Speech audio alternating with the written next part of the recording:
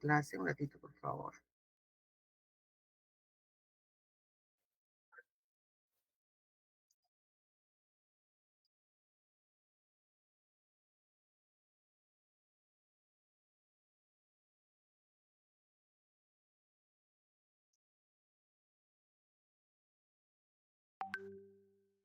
El día de hoy nos corresponde realizar la clase de tubo digestivo. Y para ello vamos a compartir la clase. Primeramente vamos a grabar.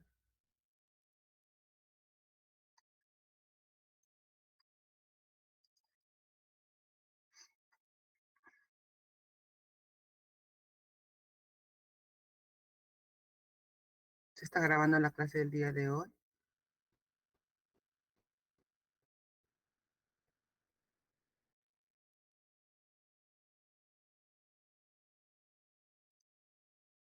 Me avisan cuando se pueda ver, por favor.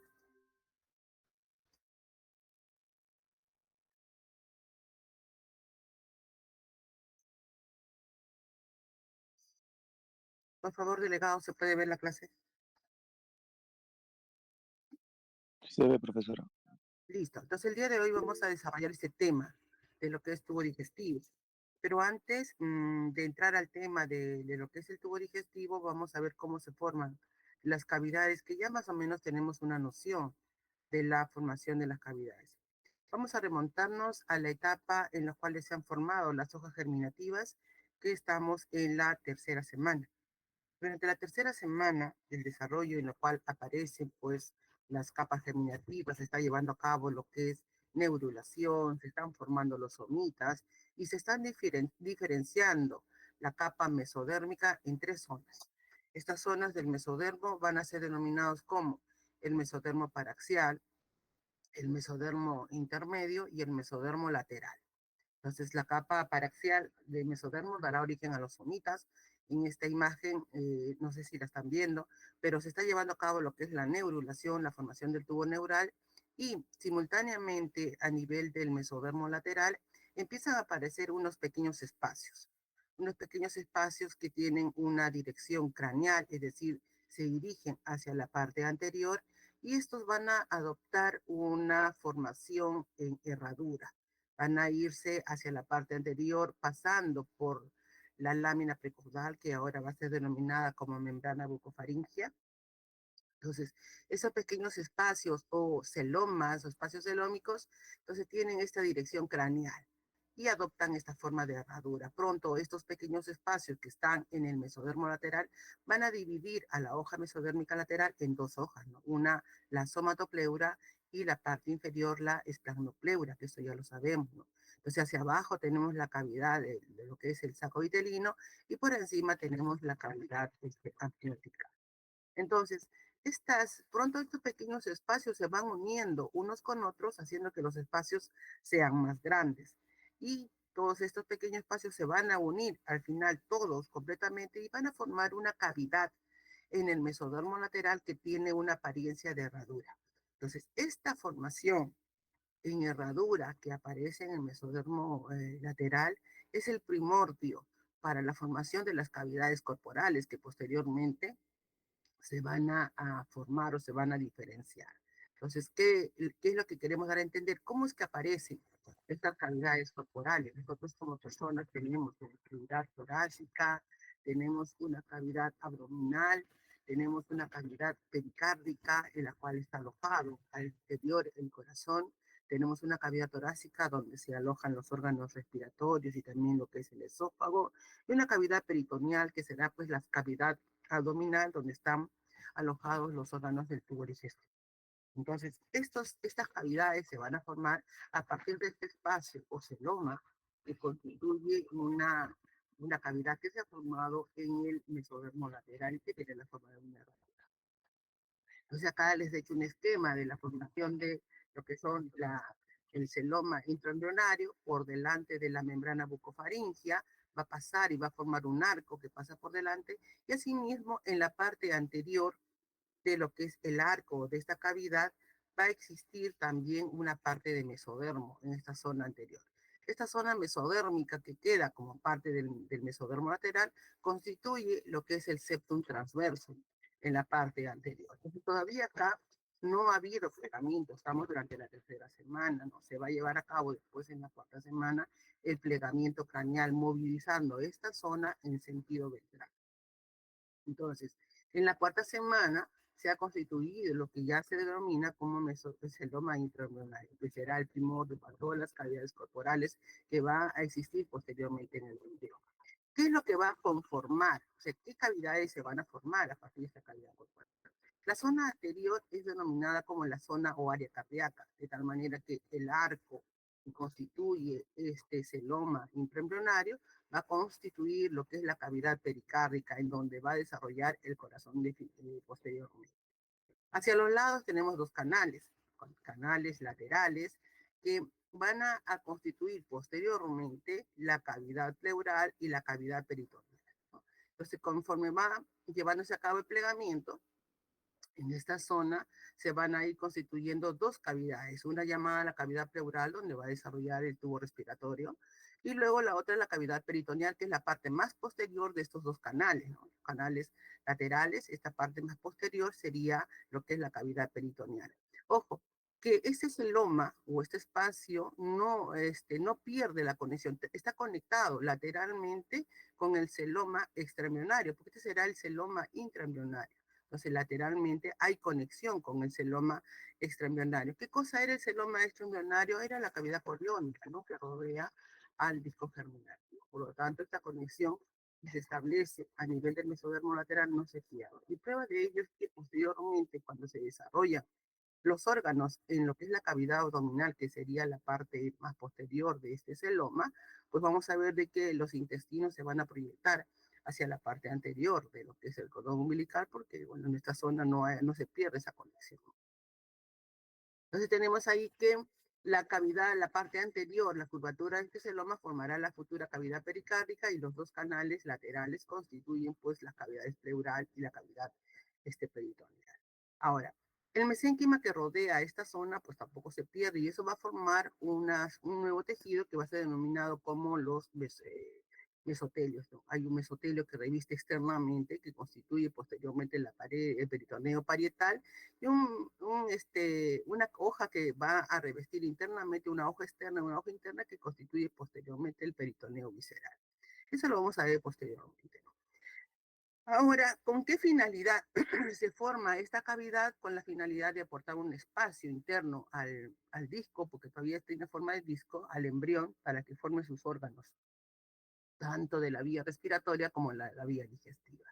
Y además que conforme van formando estos órganos, estos van a tener que realizar movimientos para la ubicación o el desarrollo normal de estos órganos, ¿no? Entonces, de tal manera de que la formación del celoma aporta un espacio al interior del disco que ahora va a llevar a cabo sus plegamientos para la formación y diferenciación de estos órganos que serán tanto de la vía respiratoria como de la vía digestiva. Entonces, esta cavidad peritoneal, bueno, acá en estas imágenes vamos a ver que se ha llevado a cabo el plegamiento tanto craneal como caudal. Entonces, la parte anterior de lo que es este celoma que tenía forma de herradura, toda esta parte del arco ahora está movilizado en sentido ventral, ya no está en la parte anterior, ha llevado a cabo el plegamiento cefálico, de tal manera de que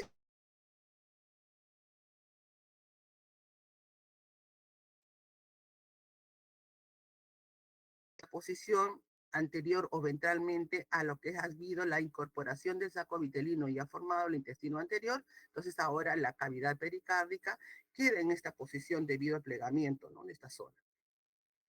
Va a quedar en posición ventral a lo que es la formación del intestino anterior, pero la conexión de la cavidad pericárdica no se pierde con los dos canales, ¿no? Los dos canales están lateralmente, uno a un lado y el otro a otro lado de lo que es el tubo digestivo, porque ahora con el plegamiento se han incorporado el saco vitelino, entonces la cavidad pericárdica queda en posición ventral y el septum transverso que tenía una posición anterior a la cavidad pericárdica, porque habíamos visto que esta zona anterior todavía había mesodermo, entonces vamos a ver de qué esto constituye el septum transverso. Cuando se lleva a cabo el plegamiento de la cabeza, vamos a ver de que ahora va a tener una posición dorsal a lo que es la cavidad pericárdica. Entonces, finalmente, debido al plegamiento craneal, la posición que adopta la cavidad pericárdica va a ser diferente a una posición inicial, ¿no? Ahora queda ubicado ventralmente a lo que es el intestino primitivo y la posición del septum queda ahora dorsalmente hacia de la cavidad pericárdica, ¿no?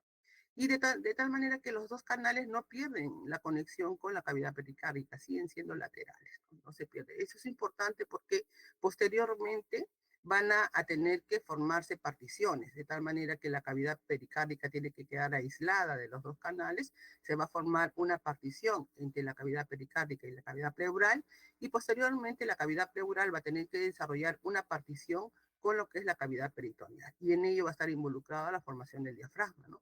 Porque recordemos que la cavidad torácica se divide de lo que es la cavidad abdominal en la parte anatómica, ¿no? Estamos hablando por el diafragma. El diafragma es la zona límite entre lo que es el tórax de la cavidad abdominal. Entonces, de tal manera que cuando se formen las particiones o las separaciones de estos dos canales, diferenciando las dos cavidades, tanto pleural como abdominal, van a tener que desarrollar particiones, ¿no? Para que las cavidades queden en forma aislada.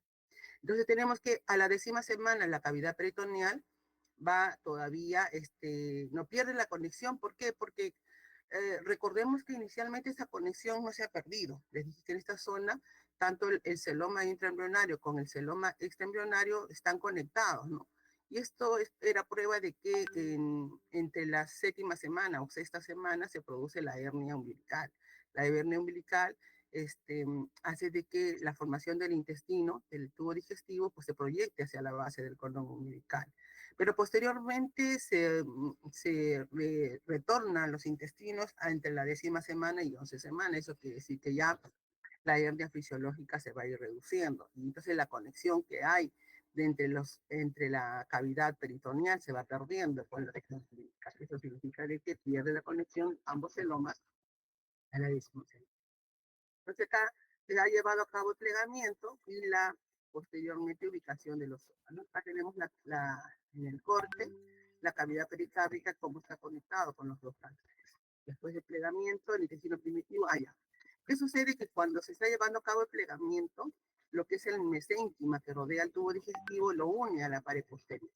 Acá tenemos incorporado lo que es el saco vitelino, pero el mesodermo esplácnico que está revistiendo a esta zona del intestino primitivo lo va a unir hacia la pared posterior de lo que es el cuerpo del embriocito, ¿no? Acá se está llevando a cabo el plegamiento lateral y vamos a ver que se está formando las paredes corporales, ¿no? Una pared posterior donde está desarrollándose el somita y está diferenciando lo que son las vértebras en la parte posterior. Ahí está el tubo neural que forma la médula espinal, y producto del plegamiento lateral se constituyen las paredes del cuerpo del embrión, ¿no?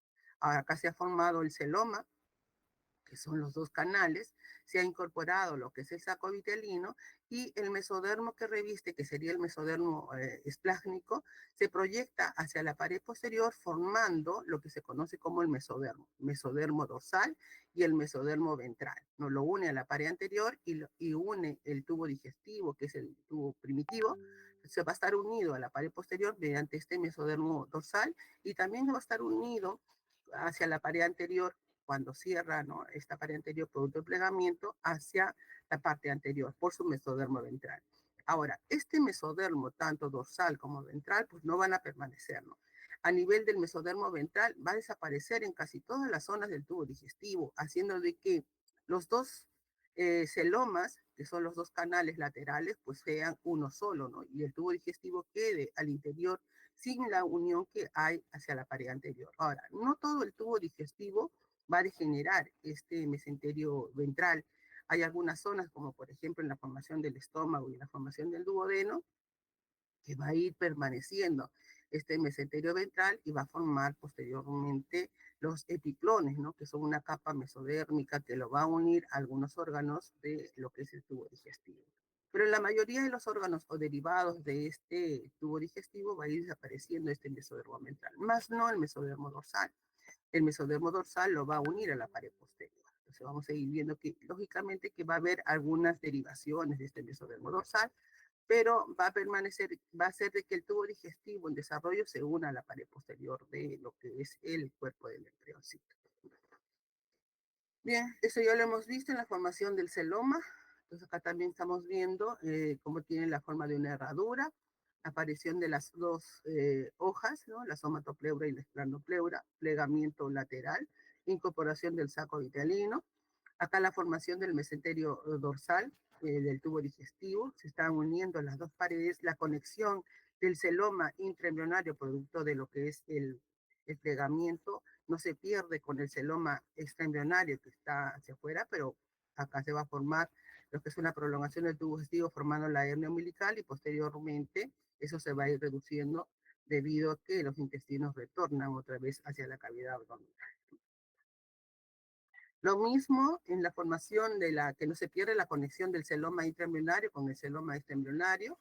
Acá se va a llevar a cabo lo que es el plegamiento. Ahí tenemos a lo que es el celoma, según, eso es lo que le decía, ¿no? Que unía ventralmente y va a formar la parte posterior del mesenterio dorsal. Ya lo hemos visto. Los mesenterios. ¿Qué son los mesenterios? Vienen a ser una capa de lo que es peritoneo, ¿no? Es una extensión del mesodermo hacia la pared posterior. Entonces, cuando se extiende hacia la pared posterior, formará el mesenterio dorsal, y cuando se extiende a la pared anterior, formará el mesenterio ventral.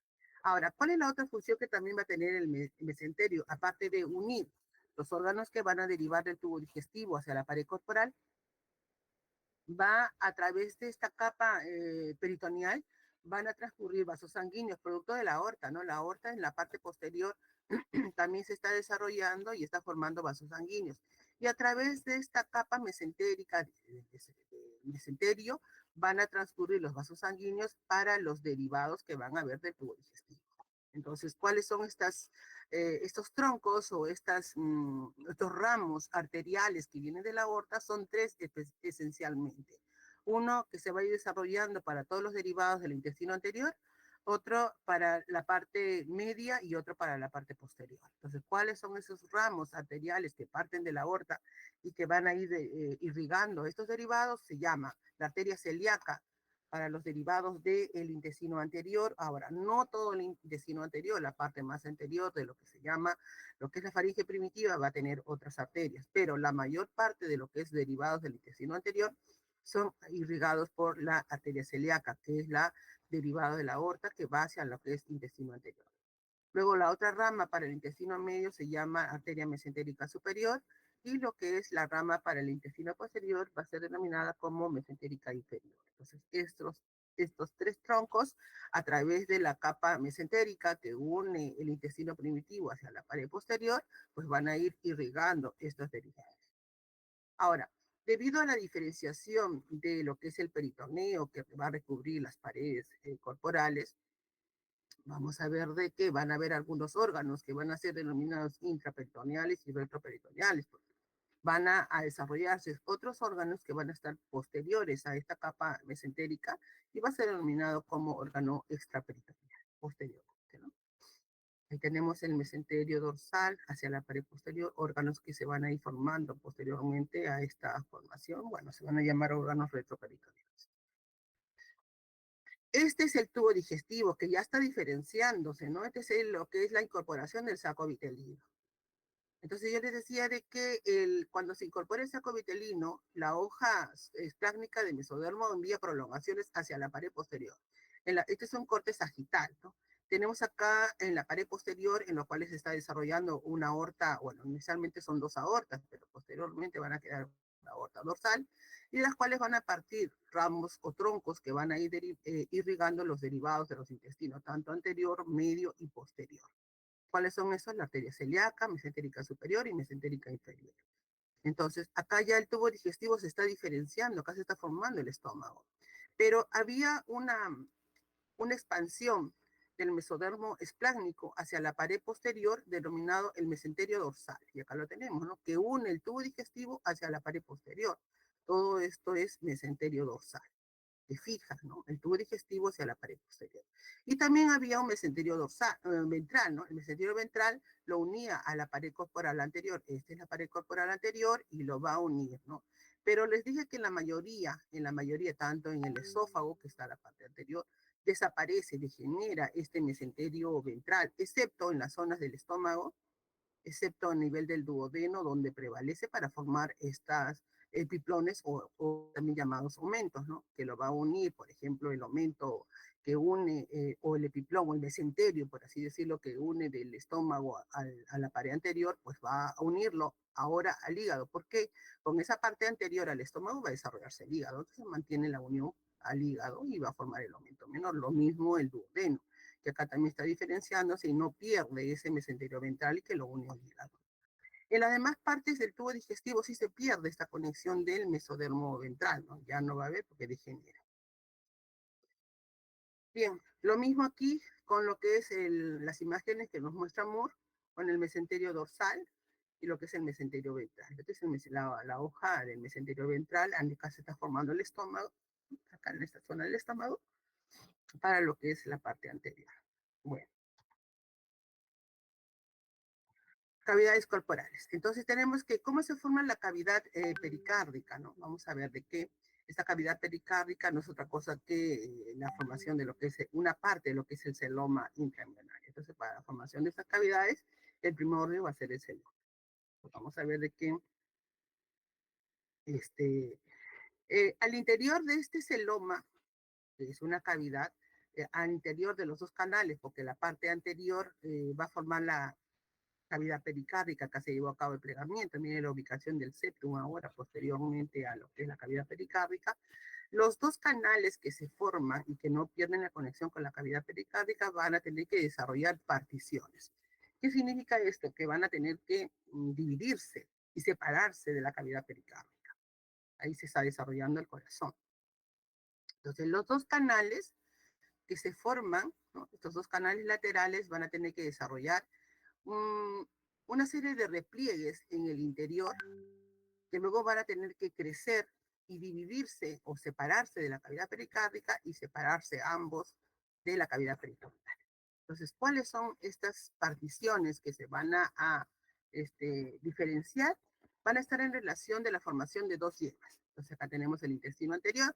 Del intestino anterior se van a formar expansiones que van a ser llamadas las yemas bronquiales, ¿no? O yemas pulmonares, que van a dar origen a los pulmones. Entonces, de tal manera que los pliegues que se van a formar por encima de la yema pulmonar van a ser llamados como pliegues pleuropericárdicos o reborde craneal, ¿no? Va a haber un pliegue craneal por encima de la formación de la yema bronquial y esta va a separar la cavidad pleural, porque ahí se va a formar el pulmón, de lo que es la cavidad pericárdica. Y los pliegues que se formen por debajo de esta yema bronquial van a ser denominados como pliegues caudales o pliegues pleuroperitoneales. Significa que se va a dividir ahora la cavidad pleural de la cavidad peritoneal o la cavidad abdominal, ¿no? Propiamente dicho. Entonces tenemos que los dos canales que son laterales van a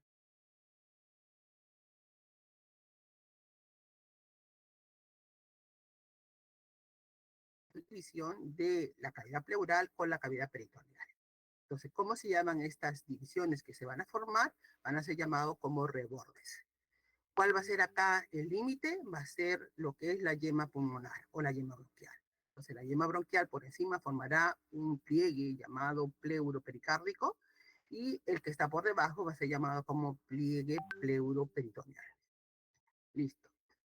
Ahora, la formación de estos pliegues, mire, el canal lateral, esta es la cavidad pericárdica, acá está desarrollándose lo que es el corazón, pues acá tenemos los dos canales, esta es la yema bronquial, y por encima de la yema bronquial se está formando estos dos pliegues, un pliegue llamado el pliegue pleuro, porque acá se está formando la cavidad pleural, entonces va a ser llamado como pleuropericárdico, estos dos pliegues llamados pleuropericárdicos. Ahora, al interior de lo que es el pliegue pleuropericárdico se está desarrollando una vena. Mire, estos pliegues van a ir extendiéndose, van a tener que fusionarse en el plano medio y a medida que van extendiéndose, se separa en los canales de la cavidad pericárdica. Va a haber una separación completa, ¿no?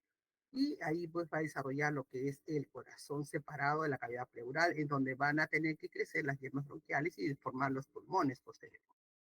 Entonces, estos pequeños pliegues que aparecen ¿no? A nivel de lo que son los dos canales, van a ir extendiéndose y a medida que se van extendiendo, ya dejan de ser pliegues y van a ser denominados como membranas. ¿Cómo se llaman estas membranas? Perdón. Van a ser denominadas como membranas pleuropericárdicas. Inicialmente eran pliegues, pero conforme van creciendo hacia el plano medio, van a ser denominadas como membranas pleuropericárdicas. Y van a tener que fusionarse con lo que es el mesenterio que va a tener el esófago aquí en desarrollo, porque acá lateralmente se formarán los pulmones y van a tener que unirse en el plano medio. Entonces tenemos acá la formación de las membranas pleuropericárdicas, ¿no? Significa que los dos pliegues, conforme van creciendo, acá se formaron ya las membranas denominadas pleuropericárdicas. En este caso tenemos las dos yemas bronquiales, producto de una extensión de lo que es el tubo digestivo, que crecen hacia los canales, es decir, van a ir ocupando los dos canales, ya serían ahora cavidades pleurales. El pulmón en desarrollo está ocupando, está creciendo, inclusive, miren, conforme va creciendo, va superando a lo que es la formación del corazón lateralmente, y de esa manera ahora va a aparecer una pared, ¿no? Una pared del torácica, en donde va a estar incluido una cavidad que se llama la cavidad pleural, en donde está desarrollándose el pulmón, y el pulmón sigue extendiéndose lateralmente por delante y lateralmente a lo que es el corazón en desarrollo. Entonces, la formación de estos pequeños pliegues que posteriormente se convierten en membranas debido a la extensión que tienen, van a unirse o fusionarse con este mesenterio que tiene el esófago, ¿no? Lateralmente se están desarrollando las venas, las yemas pulmonares, pero el esófago que queda en la parte central, parte de lo que es el tubo digestivo, tiene su mesenterio ventral y su mesenterio dorsal, y de tal manera que las membranas ahora pleuropericárdicas se van a fusionar con este mesenterio ventral del esófago, haciendo que se separe completamente la cavidad pleural de la cavidad pericárdica. Miren, acá ya las dos membranas se han fusionado con lo que es el mesenterio ventral del esófago y se separó, ¿no?, completamente la cavidad pleural de la cavidad pericárdica. Esta zona en la cual se ha permitido la fusión de las dos membranas, pues se vaya a denominar ahora como el mediastino. El mediastino se forma producto de la fusión de ambas membranas con el mesenterio ventral del esófago, ¿no? Esta zona mediastínica. Entonces vamos a ver de qué las yemas pulmonares en desarrollo ahora se extienden hacia los dos canales que son las cavidades ahora pleurales, dividiendo ahora la cavidad pleural en una parte externa y una parte interna. Esta parte interna, que no es otra cosa que la membrana pleuropericárdica, va a constituir posteriormente el pericardio fibroso que va a envolver al corazón. A ver, otra vez lo vamos a ver, está medio enredadito, espero que lo entiendan. Miren, en esta zona que está por encima de la yema pulmonar, lateralmente los dos canales se han formado dos pliegues. Pliegues que cuando crecen hacia el plano medio van a ser denominados como membranas. ¿Cómo se llaman estos dos pliegues? Se llaman pleuro, porque está formándose la cavidad pleural, pleuro pericárdico, porque va a separar la cavidad pleural de la cavidad pericárdica. Listo. Entonces, ahora en este segundo esquema, vemos que ya dejan de ser pliegues, ahora son membranas, porque son membrana o tejido más extenso, van a ser denominados como membranas. Las membranas van a tener que unirse en el plano medio con el mesenterio que viene del esófago, y cuando se fusionan, constituyen una zona media denominada mediastino. Ahora, debido al crecimiento del pulmón lateralmente hacia las cavidades pleurales, vamos a ver que se van a formar, o se va a ver una extensión de la cavidad pleural que va a ir dividiendo lateralmente en una pared, y la parte interna, que no es otra cosa que la membrana pleuropericárdica, va a constituir el saco fibroso que va a proteger al corazón. Y este saco fibroso no es otra cosa que el pericardio. Entonces, ¿cómo se formará el pericardio? Preguntaré yo. No se forma debido a lo que es la membrana pleuropericárdica. ¿Y cómo se forma la pared torácica? Debido a una extensión del mesénquima, cuando crece la cavidad pleural, ¿no? Esta es la cavidad ya, la pared torácica, la pared del tórax. Ahora, lógicamente que acá ya se ha separado, ¿no?, la cavidad pleural. ¿Por qué? ¿Y por qué es que se separa? Debido al crecimiento del pulmón, ¿no? El pulmón hace de que se forme esta expansión de la cavidad pleural. Entonces, de esta manera ya se ha constituido una zona central denominada mediastino. El pulmón en desarrollo está lateralmente dentro de una cavidad denominada pleural. Y ahora la cavidad pericárdica está separada completamente de la cavidad pleural, ¿no? Y acá se ha formado mediastino y se ha constituido lo que es el saco fibroso que vuelve al corazón, denominado el pericardio. Entonces tenemos ahí que las yemas bronquiales inicialmente son pequeñas, van a formar posteriormente los pulmones, ¿no? Se constituye la pared torácica, que es la parte más externa de lo que es la cavidad pleural, y la capa interna, que es la membrana pleuropericárdica, va a constituir posteriormente el pericardio fibroso. Ahora, noten acá en celeste, en azul, que dentro del pliegue, dentro de las membranas, hay una vena. Esta vena corresponde a las venas carinales comunes. La vena carinal común, pues vamos a ver, es una vena de drenaje que tiene el cuerpo del embrión y que va a drenar hacia el seno venoso. Entonces, esta vena carinal posteriormente van a constituir las cavas. Entonces, pero vamos a ver de que las venas carinales están al interior de la membrana pleuropericárdica. ¿Qué más tenemos? Las membranas se convierten en pliegues, crecimiento, ya hemos visto, mediastino primitivo aparece, en el cual está el esternón, la columna, bueno, separa los pulmones, ¿no? Ahora, cuando cierran las dos membranas, se fusionan con el mesenterio del esófago, la derecha va a cerrar antes que la izquierda, ¿no? Debido a que el tamaño que tiene la vena carinal común de ese lado, pues vamos a ver, ahí tiene mayor amplitud, más grande. Entonces, debido a esto, pues esta parte derecha del pliegue cierra antes que el lado izquierdo. Ahora vamos a ver cómo se forman las separaciones entre la cavidad pleural y la cavidad peritoneal. Ahí hemos visto, acá tenemos el corazón en desarrollo, se ha formado esta partición entre la cavidad pleural y la cavidad pericárdica, están separados ahora tenemos que diferenciar la partición entre la cavidad pleural y la cavidad abdominal. Lo mismo va a suceder, o sea, se va a formar inicialmente pliegues, que luego van a ser denominados como membranas, pero ahora van a tener la denominación como pliegues pleuroperitoneales, ya no van a ser pliegues pleuropericárdicos, sino pliegues pleuroperitoneales, que posteriormente desarrollarán membranas pleuroperitoneales. Entonces vamos a ver que ahora van a separar la cavidad pleural de la cavidad abdominal. Entonces vamos a ver por qué crecen, debido también a una expansión de lo que es la cavidad pleural, ¿no? Desarrollo del pulmón. Entonces, estos pliegues se aparecen por debajo de la yema pulmonar. Entonces, vamos a ver que también se van a unir al mesenterio del esófago, van a tener dos direcciones laterales. Ahí en la cavidad peritoneal se va a desarrollar lo que es el hígado. Y debido al crecimiento de estas membranas, estos son los dos canales, miren, los dos canales. Estas son las dos pliegues que posteriormente van a ser membranas y se van a fusionar con el esófago, con el mesenterio dorsal del esófago, porque el mesenterio ventral va a unirse hacia lo que es la membrana pleuropericárdica. Acá se van a fusionar con el mesenterio dorsal del esófago. Pero recordemos que en esta zona va a estar ubicado en la partición de lo que es la cavidad pleural, va a estar ubicado lo que es el septum por delante. Entonces vamos a ver que el septum va a, en cierta manera, ayudar a la partición que va a haber entre la cavidad pleural y la cavidad peritoneal, ¿no?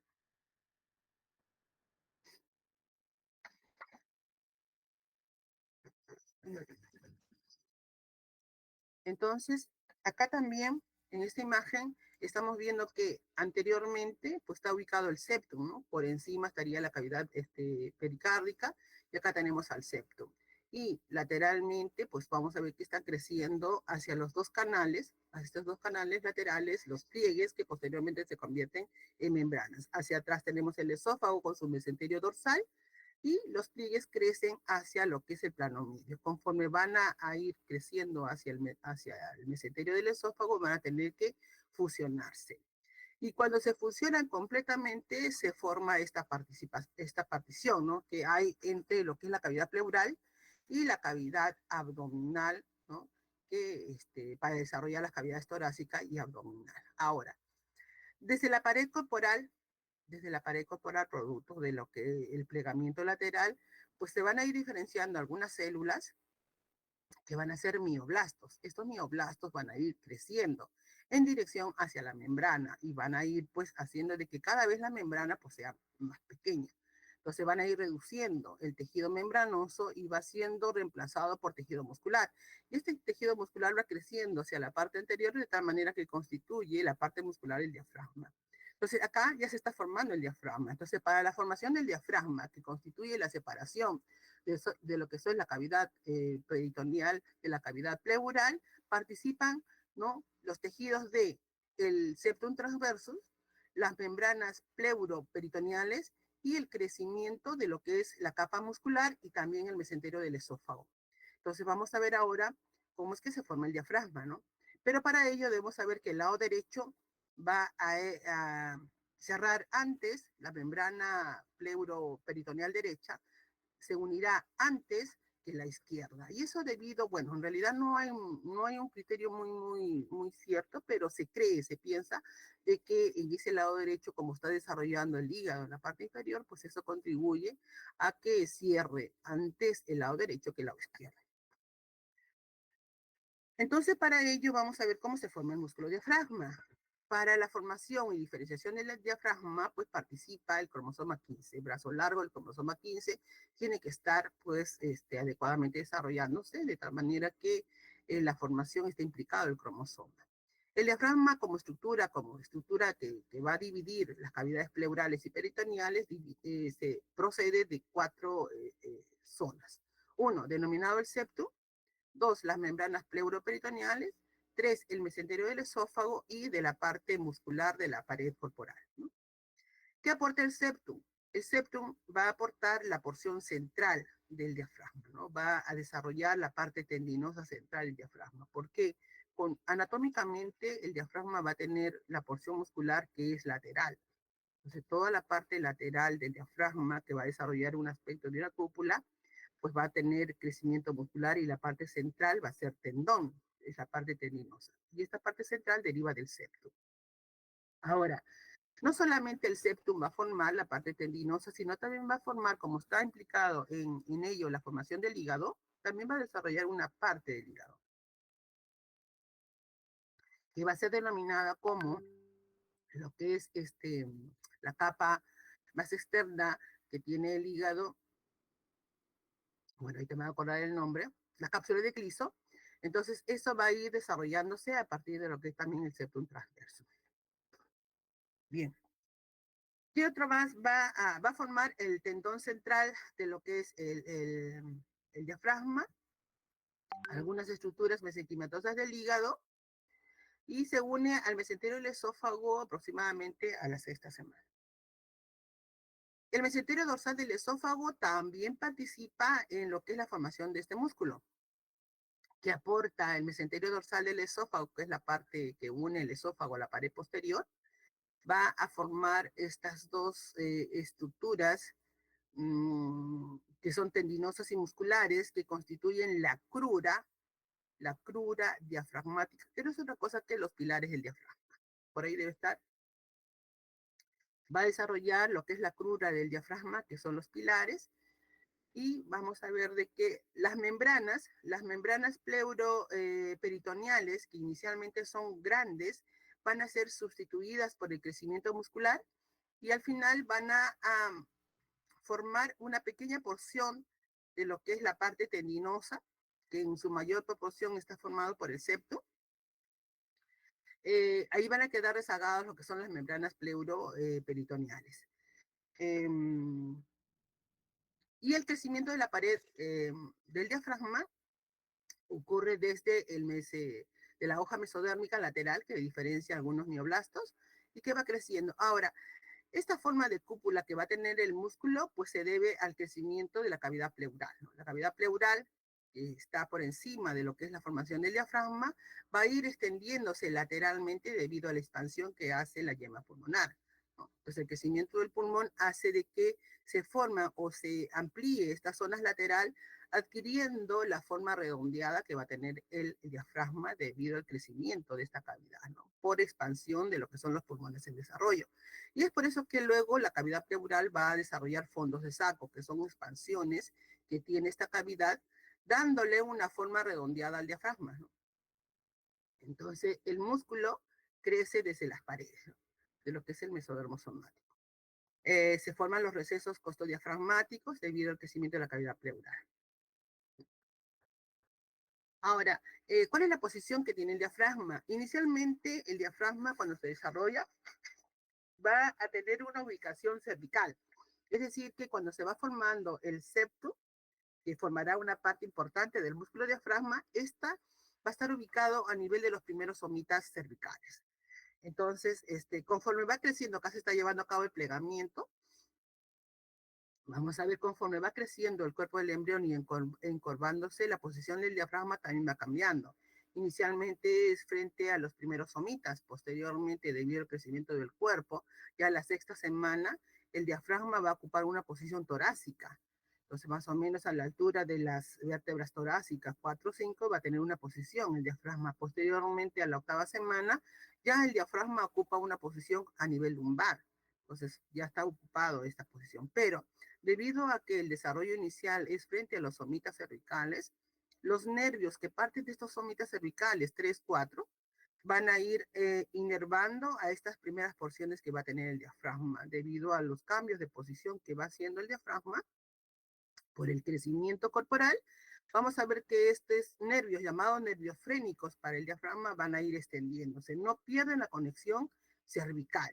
Entonces, de los somitas 3, 4 y 5 va a formarse el nervio frénico que va a dirigirse hacia el diafragma, aún así ocupe posiciones torácicas o posiciones lumbares. Entonces, posteriormente el diafragma, cuando ya uno es adulto, tiene una ubicación aproximadamente a nivel de la torácica o lumbar 1, ¿no? Esa es la posición final que va a tener el diafragma. Pero este músculo diafragma va a estar inervado por el llamado nervio frénico, que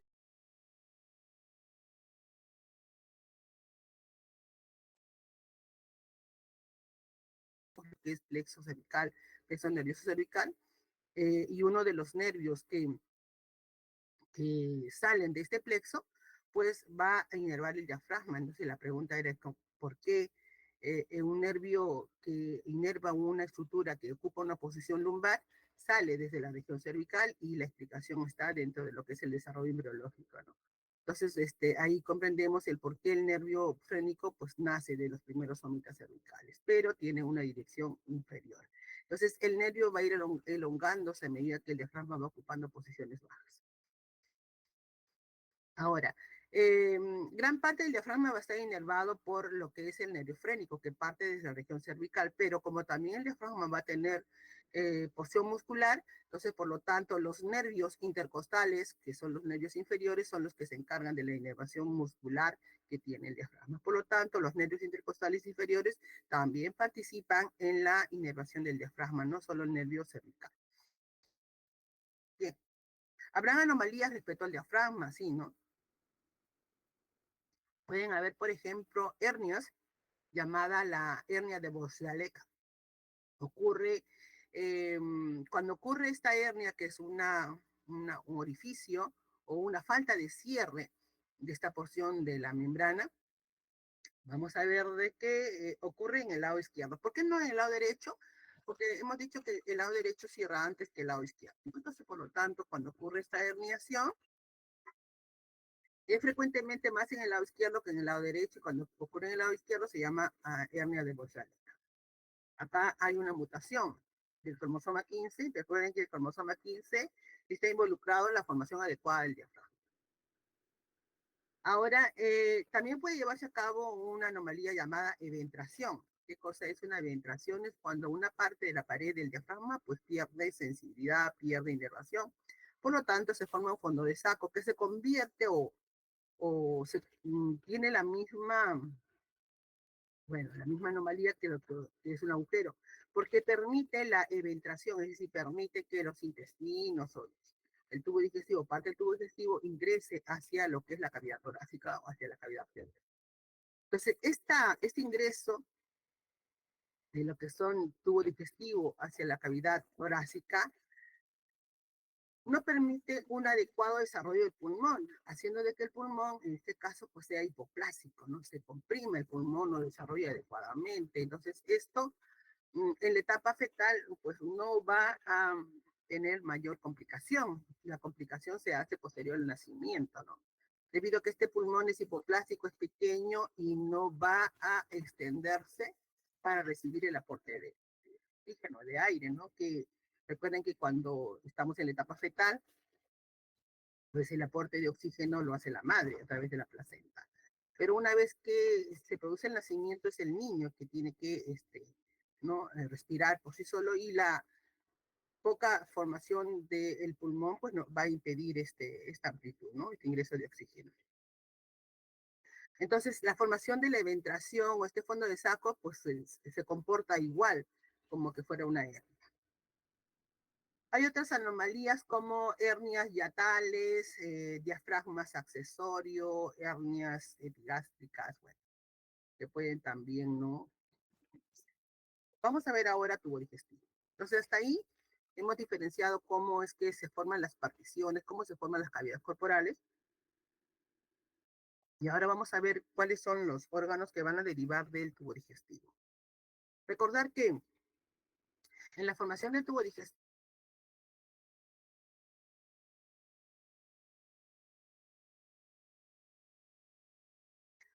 craneal, caudal y los plegamientos laterales. ¿Cuáles son los tejidos o de qué hojas mesodérmicas van a derivar todos estos tejidos del tubo digestivo? ¿Participará el endodermo? Sí. El endodermo reviste el saco vitelino. Por lo tanto, todos los revestimientos internos de lo que es tubo digestivo deriva de esta hoja mesodérmica, de esta hoja endodérmica. Todos los epitelios de revestimiento, las células de las glándulas, de lo que es hígado, páncreas, van a derivar de esta hoja endodérmica. Y el mesodermo participa, recuerden que el saco vitelino está revestido por esplanopleura. Por lo tanto, el mesodermo esplácnico es el que va a aportar los tejidos conectivos del tubo digestivo, asimismo su capa muscular, músculo liso que rodea la pared del tubo digestivo, y algunas otras estructuras que comprenden al tubo. Y la capa ectodérmica también participa, debido a que la membrana bucofaringea, que tiene un revestimiento interno endodérmico, pero externamente va a tener un revestimiento de ectodermo. Esa es la membrana bucofaringea que posteriormente tendrá que aperturarse para conectar la faringe primitiva con lo que es en la cavidad amniótica, ¿no? Y en la parte posterior caudal, lo que es la membrana cloacal, que es la parte final de lo que es el tubo digestivo, también va a tener un revestimiento externo, es de ectodermo, y un revestimiento interno de endodermo. Entonces, el ectodermo también participa en la diferenciación de sus membranas, ¿no? Membrana bucofaringea y la membrana cloacal. Bien, lógicamente que para que se diferencie el tubo digestivo, todo este tubo digestivo anterior, medio, que ahora se ha prolongado hacia lo que es el cordón umbilical, formando la hernia umbilical, y la parte posterior, denominada la cloaca. Esta es la membrana cloacal y esta es la membrana bucofaringea. Revestimiento, este es ectodermo celeste, ectodermo de superficie. Acá el estomodeo, esto es revestimiento externo de ectodermo. Internamente, faringe primitiva tiene un revestimiento de endodermo. En la parte posterior, la membrana cloacal tiene revestimiento interno de endodermo y revestimiento externo de ectodermo, ¿no? Este es el proctodeo. Entonces tenemos acá la diferenciación del tubo digestivo. Para que todos los órganos que van a diferenciarse de lo que es el intestino primitivo, pues lógicamente tienen que tener una regulación genética. Y son los factores de crecimiento fibroblásticos los que van a participar y regular, ¿no? La formación de todas estas estructuras. Y lógicamente que tiene que ver la participación de otras proteínas, de otros genes, ¿no? Como los factores de crecimiento fibroblásticos beta, genes. ¿Cuáles son los derivados que van a constituirse del intestino anterior? Se va a formar toda la faringe primitiva hacia adelante, ¿no? En el límite con el estomodeo. Ahí va a aparecer la boca, va a aparecer las estructuras de la cavidad bucal, como la lengua, como lo que son la faringe, las amígdalas, las glándulas salivales, ¿no? Y también va a diferenciarse lo que es cavidad nasal, aparato respiratorio superior, cavidad nasal, también el aparato respiratorio inferior, la tráquea, bronquios, derivan del intestino anterior. ¿Qué más se va a formar? El esófago, se forma todo el esófago, se va a formar el estómago, se va a formar el, el intestino delgado, pero una parte del intestino delgado que se llama duodeno. Es más, el duodeno, las dos primeras partes derivan del intestino anterior, no todo el duodeno. Entonces, el intestino delgado está formado por duodeno, yeyuno, ilio. Entonces, el duodeno tiene cuatro partes. Las dos primeras partes derivan del intestino anterior. Luego tenemos el hígado y también el páncreas. Todos estos son derivados del intestino anterior. Habíamos dicho de que a través del mesenterio dorsal que unía el intestino hacia la pared posterior del cuerpo del embrión, iban a transcurrir tres importantes arterias que iban a irrigar todos los derivados, ¿no? Entonces, la arteria decinal del intestino anterior se llama la arteria celíaca, que va a irrigar todas estas estructuras que dependen o derivan del intestino anterior, excepto la faringe primitiva y también lo que es el aparato respiratorio hasta la porción inicial del esófago. Todo esto tienen otra irrigación que vienen desde arterias ya de la parte superior, ¿no? Pero el resto de lo que es esófago, estómago, duodeno, hígado, páncreas, derivan de la arteria celíaca. Entonces ahí tenemos a la arteria, el tronco celíaco derivando, que la parte anterior viene de los arcos aórticos. Vamos a empezar a ver cómo se forma el esófago. El esófago El esófago deriva del intestino anterior, que es la parte más, la parte inferior a la faringe primitiva. Es un tubo que va a ir, primeramente es pequeño, luego va a ir creciendo debido al crecimiento del cuerpo del embrión, que va a formar una hendidura, este tubo va a formar una hendidura llamada la hendidura laringotraqueal, y a través de esta hendidura se va a prolongar un crecimiento que va a ser denominado como el divertículo laringotraqueal. Entonces, inicialmente aparece un surco o una hendidura que luego prolonga parte del tejido. Entonces va creciendo un tejido en dirección ventral para lo que es el divertículo, denominado laringotraqueal. Este divertículo, conforme va creciendo y prolongándose paralelamente a la formación del esófago, va a dividirse en dos para formar las yemas pulmonares o yemas bronquiales. Entonces, conforme se va elongando, se va diferenciando lo que es la tráquea, se va diferenciando lo que son las yemas pulmonares y va creciendo de esta manera lo que es el aparato respiratorio. Pero vamos a hablar del esófago, ¿no? El aparato respiratorio lo vamos a ver cuando veamos este sistema respiratorio. Vamos a ver ahora cómo se forma el esófago. Inicialmente ese tubo, que es posterior a la formación de estas yemas, o este divertículo, va a ser corto, pero debido luego al crecimiento del cuerpo, del embriocito y a la formación del corazón, va a ir elongándose, ¿no? Tiene un revestimiento interno de endodermo porque proviene del saco vitelino y esto va a formar pues el epitelio de revestimiento de esta parte del tubo digestivo. Allá entre la sexta y la séptima semana, el crecimiento que tiene lo que es esta parte del tubo digestivo ya es proporcional al cuerpecito. Toda la parte interna del tubo digestivo que tiene un revestimiento endodérmico, pronto proliferan estas células y cierran todo este conducto que se forma este orificio, este canal central, lo cierra. Cierra completamente el esófago para luego sufrir un proceso de apoptosis o degeneración y reapertura otra vez el conducto central que tiene el esófago. Entonces el esófago, que inicialmente es un tubo, va a cerrar posteriormente por proliferación de las células endodérmicas y posteriormente recanaliza. ¿Cuándo recanaliza? A la octava semana. Entre la sexta y la séptima semana ya está cerrado, ¿no? Pero ya en la octava semana este recanaliza. Debe recanalizar. Entonces, cuando recanaliza adecuadamente, el tubo pues se hace permeable otra vez, ¿no? Ahora, en la capa muscular que tiene el esófago va a crecer desde los arcos faringios, ¿no? Y desde la capa mesodérmica esplánica que recubre el tubo digestivo. Está inervado por los nervios que vienen desde los arcos faringios y va a haber un tabique, va a desarrollarse un tabique. Inicialmente la conexión que tiene con la vía respiratoria pues no se cierra, ¿no? Pero posteriormente por el crecimiento de este tabique que separa este divertículo, que va a ser la yema pulmonar, de lo que es la vía digestiva, tiene que completar su desarrollo y separar completamente, ¿no?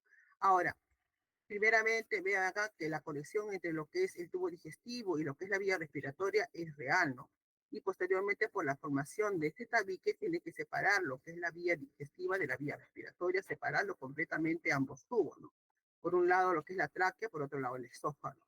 Algunas veces, pues no existe, o sea, no hay una separación completa debido a que el tabique traqueosofágico que se forma, pues es defectuoso, permitiendo la conexión entre lo que es tubo digestivo, esófago y lo que es tráquea. Y eso se llama fístulas o hendiduras o fístulas traqueosofágicas, ¿no? Que es una anomalía. Entonces acá tenemos la formación del esófago, en esta imagen que nos muestra el libro del asma, el esófago y la formación de pequeño divertículo para lo que es vía respiratoria. Entonces, la elongación del divertículo y la separación de dos yemas va a dar origen a las yemas pulmonares y hacia atrás lo que es el crecimiento de lo que es el esófago hacia arriba, lo que es faringe primitiva, ¿no? Acá está formándose las bolsas faringias correspondiendo a lo que es el aparato faríngeo. Entonces acá tenemos también, el asma nos muestra lo que es el tubo digestivo, en el cual ya se ha formado el divertículo, se forman las dos yemas bronquiales, se separan completamente, inicialmente formarán pliegues para dar origen al tabique, separando completamente la vía digestiva de la vía respiratoria. ¿Puede haber defectos en la separación? Sí, y esos son conexiones anómalos que lo van a ver en los seminarios. Hay anomalías, ¿no? Atresias esofágicas, a veces no hay una correcta recanalización, como en este caso, por ejemplo, la recanalización del esófago ha sido incompleta, entonces hay una separación entre la parte superior e inferior del esófago. Se llaman estenosis o atresias cuando no existen separaciones completas. Vamos a ver el estómago. Y el estómago sí es un poquito complejo. Vamos a tratar de hacerlo lo más sencillo posible. Inicialmente el estómago es un tubo. Miren, esto es un tubo. Entonces, ahora, en la formación del estómago, lo que es el tubo de la parte del intestino anterior, la parte central del estómago va a ir dilatándose. Inicialmente es un tubo recto, ¿no? Pero luego la parte central va a sufrir una dilatación y le va a dar una apariencia en forma de uso al tubo. Ahora, este tubo va a tener una parte anterior y hacia atrás la parte posterior, que vamos a ver, esto será anterior, donde está esa línea, y hacia atrás la parte posterior. El crecimiento de la parte posterior va a ser mayor comparado con el crecimiento de la parte anterior.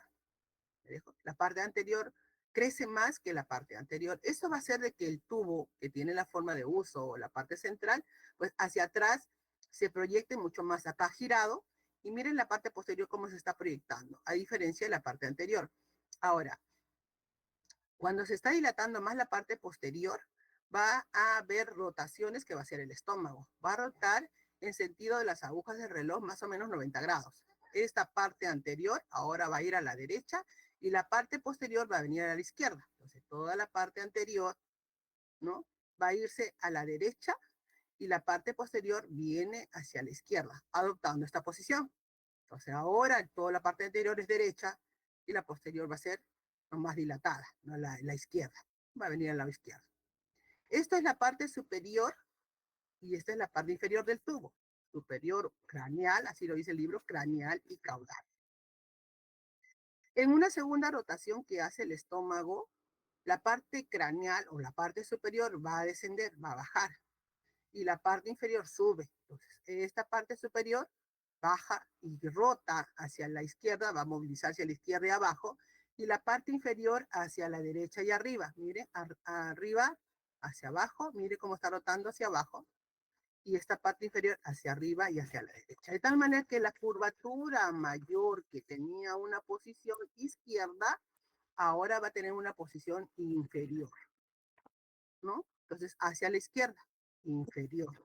Y la curvatura menor, porque esto crecía menos, que tenía una posición derecha, ahora se va a ubicar hacia arriba y hacia la derecha. De la parte superior rota y la parte inferior sube. ¿Listo? Esas son las rotaciones que va haciendo el esófago. Perdón, el estómago en desarrollo. Estamos hablando del estómago. Entonces, ¿qué nos dice la teoría? El estómago deriva del intestino anterior, es la parte más inferior del esófago, que sufre una dilatación. en el primordio que constituye el tubo digestivo. La porción dorsal posterior crece mucho más que la ventral y formará la curvatura mayor que tiene el estómago. El estómago va a hacer rotaciones. Inicialmente hace una rotación de 90 grados en relación a su eje, que es longitudinal. La curvatura menor, que era la parte anterior, rota a la derecha y la curvatura que es posterior rota hacia el lado izquierdo. Ahora, el lado izquierdo, ¿esto qué va a hacer? Que todo el lado izquierdo, cuando hace esta rotación, ahora sea anterior y lo que era el lado derecho se vaya hacia atrás, ¿no? Todo esto era el lado izquierdo, ahora está anterior, ¿no? Esto va a ser anterior,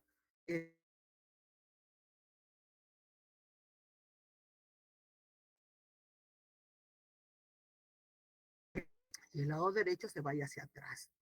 ¿Por qué tenemos que hacer esta diferenciación? Porque cuando está descendiendo un nervio en esta posición, lo van a ver cuando veamos un nervio, ¿no? Cuando está descendiendo un nervio en esta posición, por acá está descendiendo el nervio vago. El nervio vago izquierdo está inervando el lado izquierdo de él, entrando al lado izquierdo del estómago. Entonces, cuando hace esa rotación, ahora el vago izquierdo va a inervar la parte anterior y lo que es el vago derecho va hacia atrás.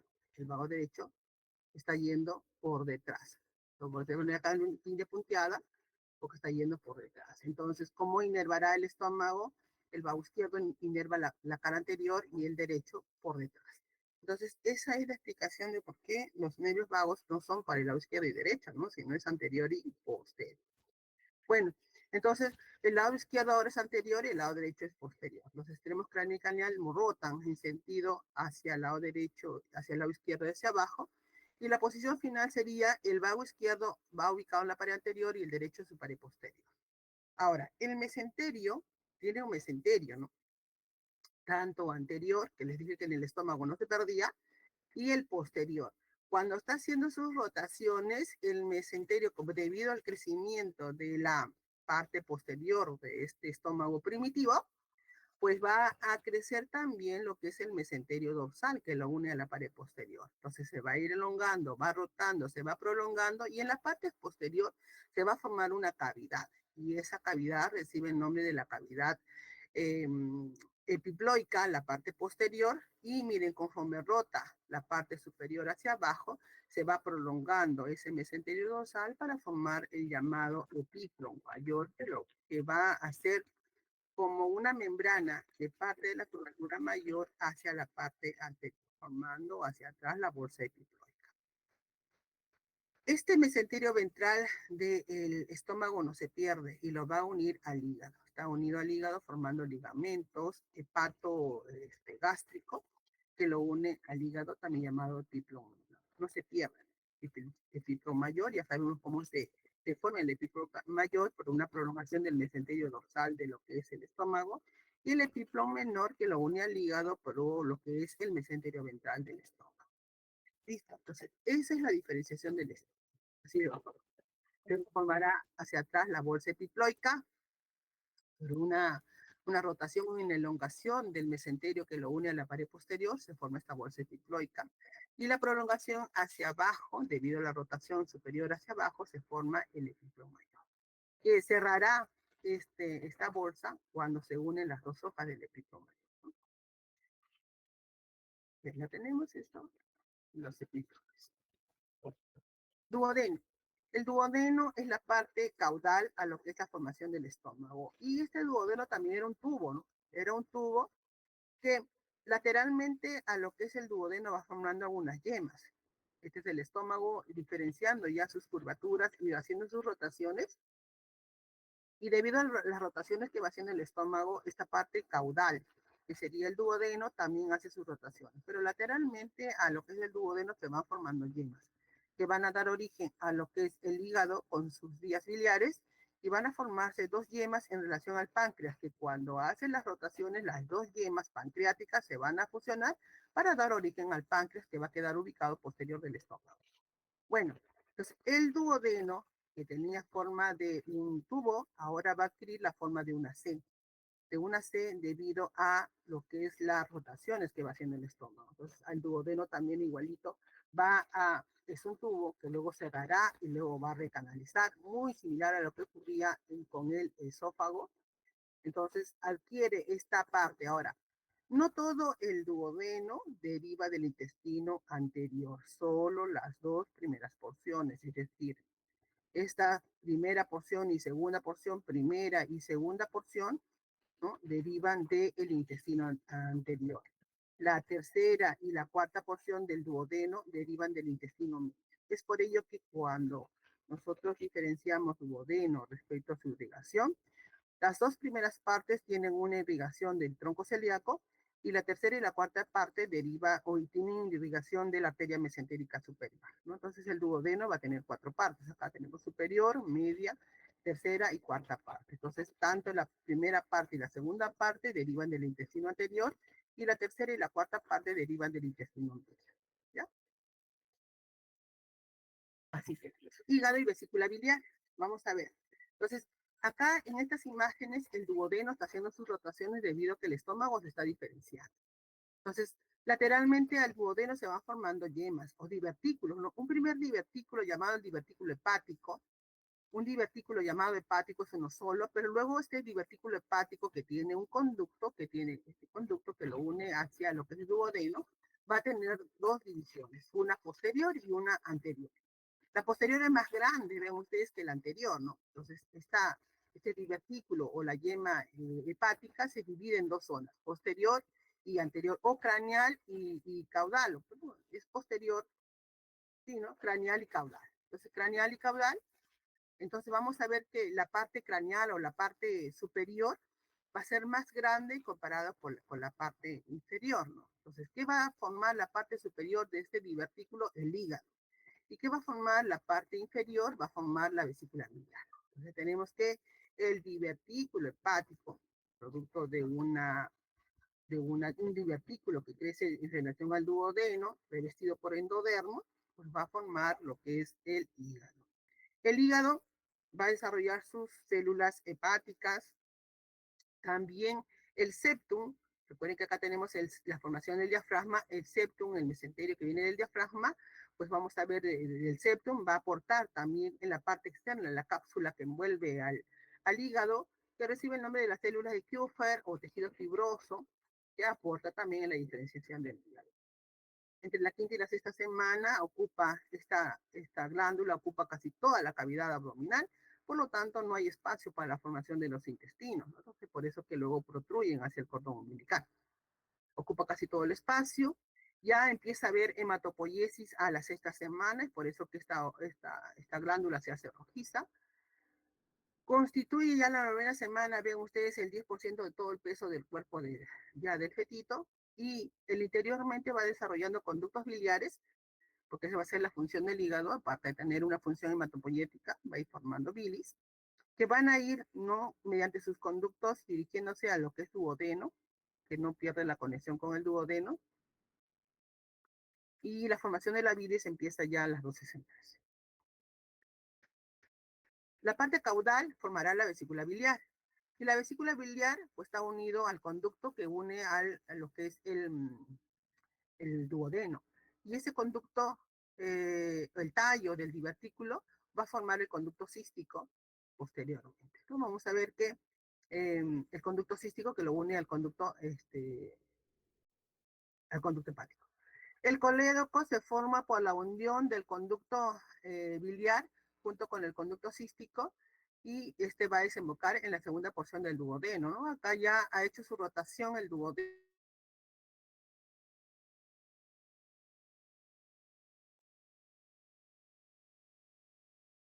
Pero también veamos acá que las yemas pancreáticas se han diferenciado, una yema ventral y una yema dorsal. Y producto de la rotación, esta yema ventral se va a ir hacia atrás y se va a elongar el conducto colédoco, ¿no? De tal manera que se va a fusionar la yema ventral con la dorsal para formar el páncreas y asimismo el conducto pancreático también va a llegar hacia el duodeno. No pierden la conexión con el duodeno. El mesenterio ventral, pues vamos a ver,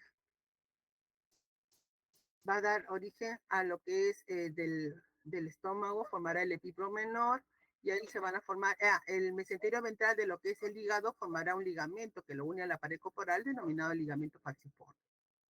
Estos son ligamentos que van a fijar el hígado. El páncreas. ¿Cómo se forma el páncreas? A partir de dos yemas, una yema ventral y una yema dorsal. Acá el duodeno está haciendo sus rotaciones y se van a fusionar tanto la yema ventral como la yema dorsal para formar el páncreas, que va a ubicarse por detrás. Acá el estómago se está diferenciando y va a quedar por delante, ¿no? No van a perder la conexión con el duodeno, tanto el conducto biliar como el conducto del páncreas, y van a abrirse, se van a abrir hacia la segunda porción del duodeno.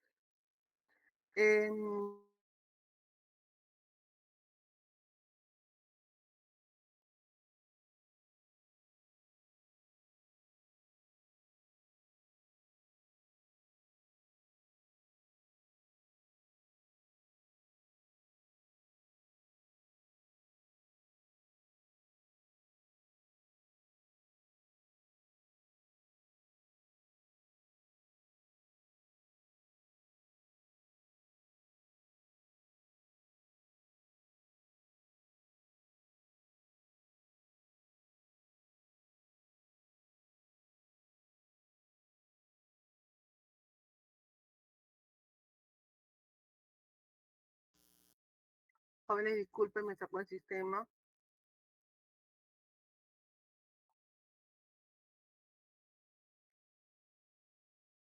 ¿Me escuchan, por favor?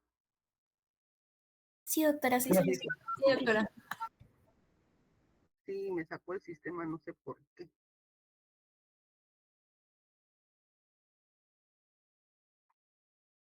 Un ratito, por favor. Voy a restaurar todo esto. Se sigue grabando, se está grabando, ¿no?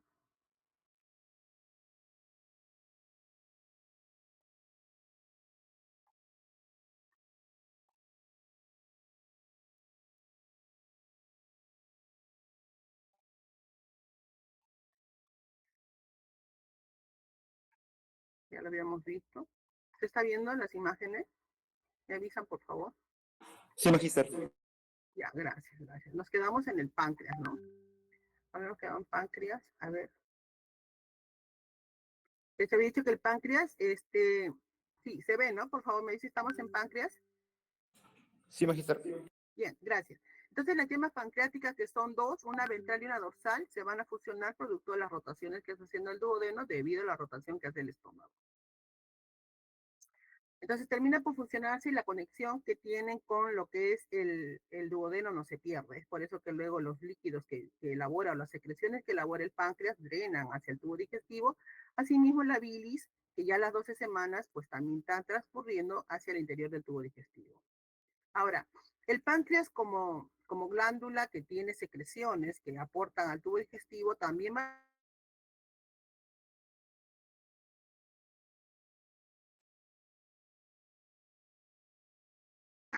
las células pancreáticas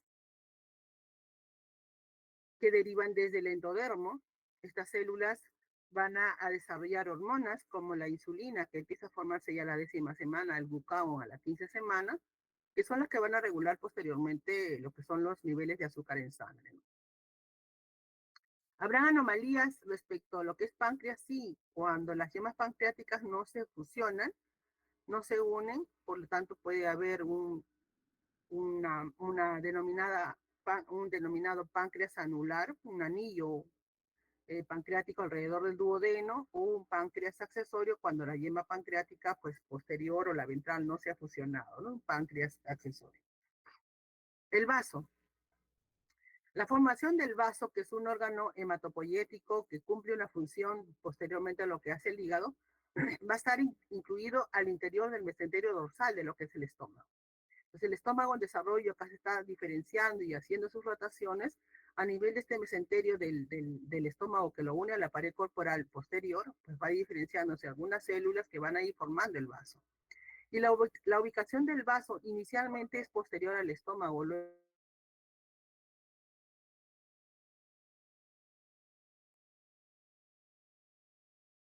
¿no? De todas maneras que la formación del tejido del vaso pues es una diferenciación genética, ¿no? función hematopoyética, y esta función no se pierde hasta la etapa adulta. Habrán anomalías respecto al vaso también, ¿no? Bien, hasta ahí intestino anterior. Recuerde que el intestino anterior llega hasta la segunda porción del duodeno. Ahora vamos a hablar de lo que es el intestino medio. El intestino medio inicialmente es un tubo largo, o sea, la conexión del intestino primitivo es larga, ¿no?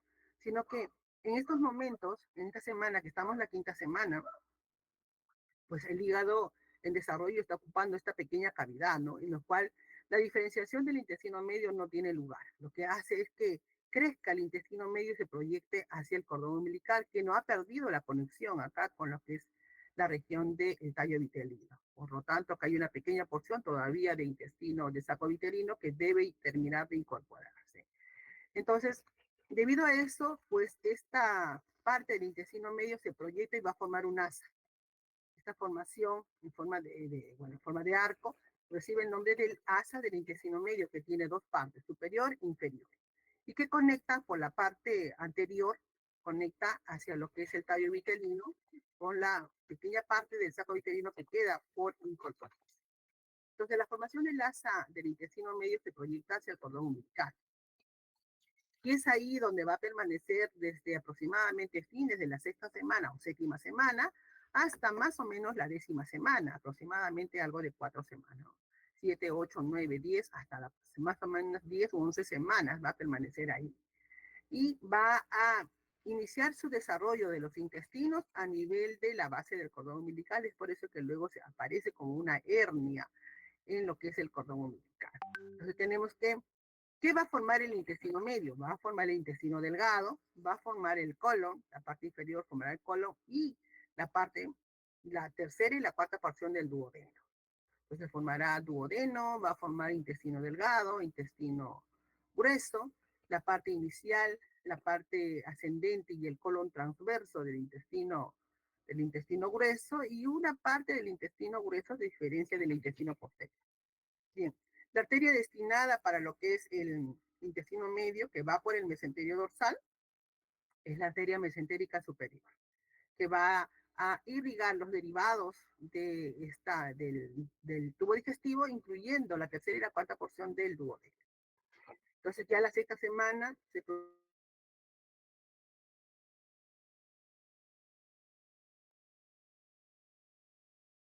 craneal y la parte inferior o caudal. Entonces la pregunta será, ¿y qué se forma de la parte superior? Se formará intestino delgado. ¿Qué cosa es intestino delgado? Yeyuno, ilion. ¿Y qué se forma de la parte inferior o caudal? Se va a formar lo que es el colon. ¿Qué parte del colon? Se formará el ciego, el colon ascendente y parte del colon transverso.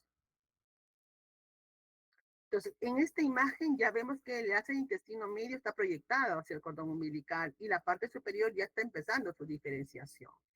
Y conforme va creciendo la parte superior, no la parte inferior del asa, va a ir formando algunos pliegues, va formando algunos repliegues. Y va rotando sobre su eje longitudinal el asa más o menos 90 grados, va haciendo sus rotaciones. Y conforme va rotando, pues se va plegando cada vez más, ¿no? A la 10ª semana se produce la reducción de la hernia. Inicialmente va a rotar 90 grados, pues posteriormente, cuando ya están diferenciados los intestinos aquí, regresan otra vez hacia la cavidad abdominal, que ahora ya se ha ampliado, y hacen otra rotación, más o menos de 180 grados. Esta rotación, que sumada a la primera rotación que he hecho 90 grados, completan una rotación final de 270 grados, que va a ser los intestinos en su diferenciación. Ahí vean ustedes cómo la parte craneal superior se va plegando para formar intestino delgado. En la parte inferior no hay mayor cambio, solamente un pequeño ensanchamiento que va a formar el divertículo cecal, que posteriormente será el ciego, parte del intestino grueso, y toda la parte superior pues ya sigue plegándose para dar origen al intestino delgado. Acá ya se ha reducido la hernia fisiológica, aproximadamente debemos estar entre la 10ª y la 11 semanas. Han retornado los intestinos hacia la cavidad abdominal y de donde quedaba el pequeño divertículo hacia la parte superior, y tiene que hacer una rotación de 180 grados para quedar esto en posición baja. Un pequeño divertículo crece desde lo que es el ciego para formar luego el apéndice cecal. Ahí tenemos la primera dilatación. Este es el libro de Lachman, nos muestra la mesentérica, la parte superior. va rotando 90 grados, se va plegando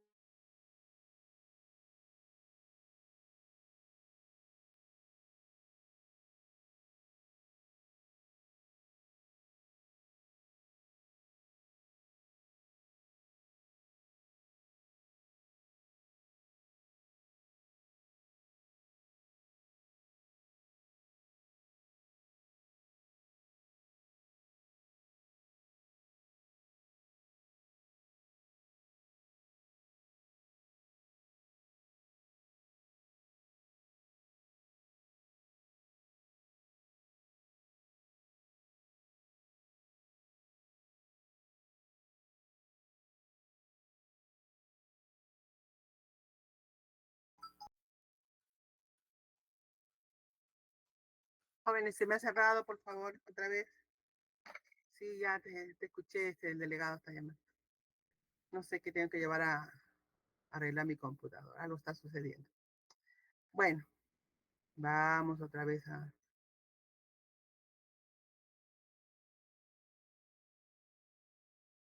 Gracias por llamarme, delegado.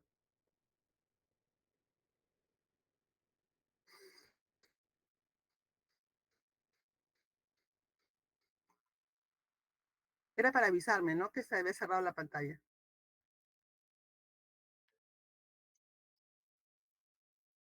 Aló, ¿me escuchan? Sí, Sí, doctora, se profesora. escucha. Sí, profesora. No sé quién me está llamando ahorita, pero alguien me está llamando. Yo. Ya, gracias, gracias. ¿Cuál es ahora la clase de 14? No está, no es. O es esta.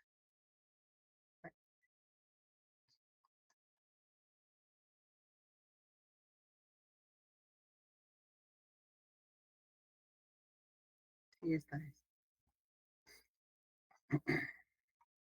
Bueno, ya vamos a terminar, ya nos falta poquito.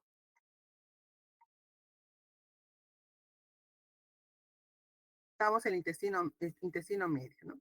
Formación de lo que era las asas intestinales.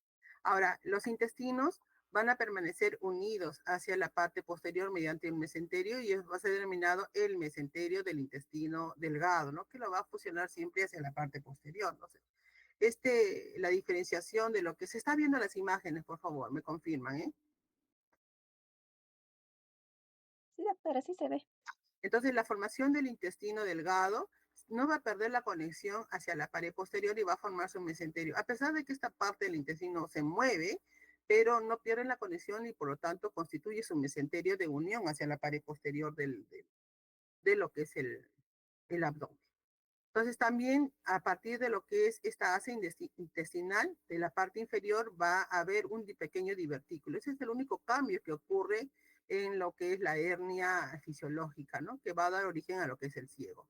Un pequeño divertículo crece de esta dilatación que va a formar posteriormente el apéndice. El apéndice va a tener diferentes posiciones. Puede ser un apéndice retrocólico que va por detrás, retrocecal, que también va por detrás de lo que es el ciego, que es en la mayor proporción, y también un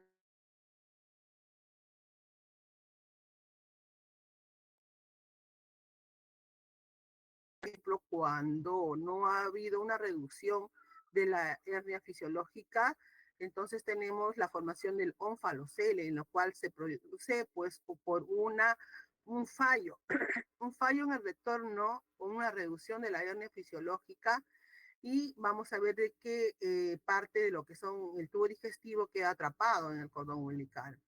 Puede haber también un fallo en la formación de la pared abdominal cuando por X motivo no cierra adecuadamente la pared y esto no involucra la formación del cordón umbilical, sino va lateralmente en la pared abdominal. Hay una abertura por donde salen los intestinos hacia el exterior y esto recibe el nombre de gastrosquisis. Esto se llama onfalocele y gastrosquisis.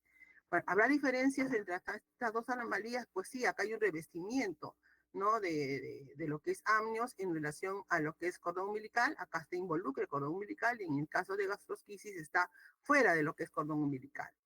Puede haber también una hernia umbilical en la cual se produce posterior al nacimiento, y eso debido a que el anillo umbilical no cierra adecuadamente, por lo tanto, pueden salir pequeño tejido graso o del epiplo, o puede salir una parte del intestino delgado hacia lo que es el anillo umbilical, y esto más que todo se produce cuando el niño se esfuerza y llora, se puede producir esta pequeña, esta pequeña hernia, ¿no? En este caso se llama el divertículo de Meckel, es cuando parte del tubo del intestino, del saco vitelino no terminó de incorporarse a lo que es el intestino y queda pequeños divertículos. Esto puede complicarse debido a que los alimentos pueden caer en esos sacos ciegos y pueden infectarse, ¿no? Eso se llaman divertículos de Meckel. Bueno, el intestino posterior, ya para terminar. Entonces tenemos que el intestino posterior tiene una membrana que lo separa del espacio que se recibe el nombre del proctodeo. Esta membrana es la membrana cloacal. Toda la parte posterior hay una dilatación denominada la cloaca. Esta cloaca va a estar dividida por el crecimiento de un tabique llamado el tabique urorectal. El tabique urorectal crece en dirección a la cloaca y va a unirse a la membrana cloacal. Va a terminar de llegar a la membrana cloacal. Y cuando este tabique llega a la membrana cloacal, divide esta zona, la membrana cloacal, en dos membranas, una anterior y otra posterior. La membrana anterior recibe el nombre de la membrana urogenital y la membrana posterior recibe el nombre de la membrana anal. Entonces, de tal manera que la cloaca se va a dividir en dos regiones, anterior y posterior. La zona posterior dará origen al recto y la zona anterior va a formar órganos derivados del aparato urinario y reproductor. Entonces, acá esta zona posterior pues va a diferenciar dos zonas, ¿no? En este caso, por ejemplo, estamos viendo el crecimiento de todo esto es cloaca en amarillo y en rosado el crecimiento del tabique rectal, que está terminando de llegar a la membrana cloacal. Cuando llega a la membrana cloacal, acá llegó ya el tabique, esta será la membrana urogenital y hacia atrás la membrana anal. Hacia atrás formará recto y hacia adelante órganos de la vía urinaria como la vejiga y la uretra en la parte anterior. En este caso, se está desarrollando un tubérculo que recibe el nombre del tubérculo genital, que va a dar origen al pene. Por lo tanto, la uretra se introduce o se prolonga hacia lo que es el tubérculo para dar origen a la uretra masculina en este caso, ¿no? Entonces tenemos que el tabique va creciendo a la 7ª semana, se diferencian dos zonas, ya les dije, dorsal y ventral. Y bueno, la membrana anal va a aperturarse ya a fines de la 8ª semana. Se apertura y pone en contacto, ¿qué cosa? El recto con el proctodeo. La membrana anal tiene un revestimiento externo de ectodermo y revestimiento interno de endodermo, producto de lo que es el tubo digestivo. ¿Cómo se forma el canal anal? El canal anal va a tener un revestimiento externo acá en celeste de ectodermo, un revestimiento interno de endodermo. Dos zonas tenemos en la formación de lo que es la membrana anal, que va a tener que aperturarse. La parte superior, que es la mayor proporción, 2/3, derivados del intestino anterior, y el tercio inferior, que es ectodermo, ¿no? Es la parte más inferior, debiendo abrirse posteriormente a fines de la 8ª semana para conectar lo que es la parte interna con la parte externa. Bueno, eso respecto a lo que es el intestino posterior. Habrán anomalías también del intestino posterior, como un crecimiento exagerado del colon, ven ustedes. Eso se llama enfermedad de Hirschsprung, ¿no? O megacolon congénito. ¿Por qué ocurre esto? Ocurre porque en la pared del tubo digestivo tienen que haber migrado algunas células que son neuronas, que van a formar un plexo nervioso al interior de la capa muscular, que van a hacer de que esta zona del intestino, que es colon, pues se movilice para permitir que transiten por el interior las heces en su salida hacia el recto y al ano. Pero cuando una zona de la pared no recibe este aporte de células, que se llaman las células ganglionares, esa zona queda paralizada. Al quedar paralizada, pues va a impedir que las heces transiten. Y como no van a transitar, se van a acumular. Y como se acumulan, hace de que crezca el colon. Y eso se llama megacolon. ¿Qué cosa es megacolon? Un colon grande, ¿no? Entonces ahí se forma por acumulación de lo que es el colon. Entonces yo preguntaría, como siempre suelo preguntar, ¿no?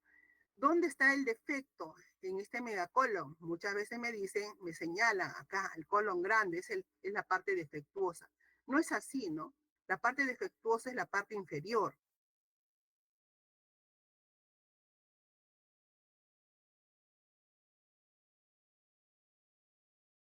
Y toda esta zona está paralizada, de tal manera de que no abre, ¿no? No se moviliza. Entonces, de tal manera que el megacolon es una consecuencia de la parte inferior que está paralizada, que es la parte defectuosa. Entonces, vamos a ver que generalmente afecta al colon sigmoides, puede afectar a todo el colon, ¿no? Tanto colon transverso como todo el colon, ¿no? Pero por lo general afecta al colon sigmoides o al recto. Ahora, a veces se puede producir también, ¿no? Una falta de apertura de lo que es la membrana anal y se llama ano imperforado. Puede haber también agenesia del conducto anal, no se formó, o una estenosis, un cierre, una disminución del cierre de la membrana anal, o pueden formarse fístulas, ¿no? En el caso de acá hay una falta de continuidad del recto con la región anal y pueden conectarse erróneamente hacia lo que es la canal vaginal, y eso se llama fístulas, ¿no? Rectovaginales, en los cuales en la niñita se observa que la salida de las heces, que se llama el meconio, sale por el canal vaginal, ¿no? Por el conducto vaginal.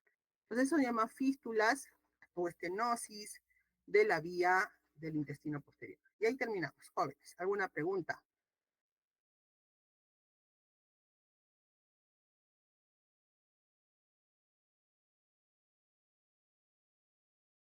¿Hay alguna pregunta, jóvenes? Bueno, si no hay preguntas, quedamos hasta aquí con lo que es la clase y nos estamos viendo ya seguramente la próxima semana.